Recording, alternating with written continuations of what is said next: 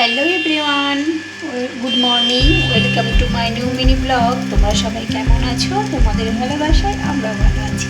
চলো আজ তোমাদের সঙ্গে একটা ব্লগ শেয়ার করি। মেয়েদের তো অর্ধেকটা সময় তো রান্নাঘরেই কেটে যায়। সকালে ঘুম থেকে উঠে চলে এসেছি রান্নাঘরে, বাটিটা পুড়ে গেছে। দেখো এখানে আটা মাখিয়ে রেখেছি, রুটি করব। এই হচ্ছে আজ সকাল থেকে শুরু।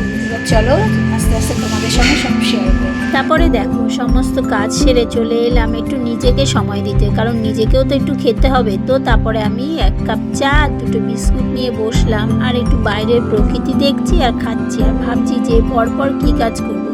তারপরে চলে এলাম আবার রান্নাঘরে, কারণ তোমাদের দাদাভাইয়ের যাওয়ার তো টাইম হয়ে এসে। তো দেখো আমি তো আটা সব রেডি করেই রেখেছিলাম মাখিয়ে। তো এখন রুটি করছি আর রুটি করছি, আর তার সাথে পাশে রুটির সঙ্গে যে কিছুই করিনি, সেটাই তোমার দাদাভাই এমনি কিছু কিনে নেবে রুটির সাথে। তো দেখো সকালে টিফিনের পর্ব মিটিয়ে চলে এলাম আমার ঘরে ওপরে, মানে আমাদের তো দোতলায় আমার ঘর। তো এখানে এসে এখন দেখো ঘরে বিছানাটা গুছাবো এখন, যেটা থাকে রোজকার নিত্যদিনের কাজ, একদম রোজকার কাজ। তো বিছানাটা গুছিয়ে দেখো, আর এখন তো শীতকাল জানোই তো। জানো তো আমার না গরমকাল খুব ভালো লাগে, কারণ গরমকালে এত কিছু খাটনি করতে হয় না। শীতকালে দেখো এটা ভাঁজ করো ওটা ভাঁজ করো, কত কিছু করতে হয়। তো তারপরে দেখো তোমাদের সঙ্গে গল্প করতে করতে আমার বেডটা ক্লিন করা হয়ে গেছে। আর আমি রোজকার যেটা করি, প্রত্যেক দিনই আমি বেড একবার করে সমস্ত কিছু একটু করে মুছে নিই। দেখবে সব কিছু রোজ একটু একটু করে মুছলে আর ধুলোটা বেশি পড়ে না, অত খাটনিও হয় না।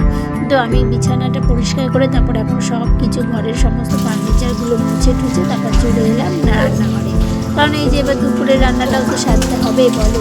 তো আজকে দুপুরে করেছিলাম, দেখো এখানে করেছিলাম সমস্ত শীতের সবজি দিয়ে, মাছ দিয়ে চচ্চড়ি, আর করেছি আলু বড়ি দিয়ে বাটা মাছের ঝোল।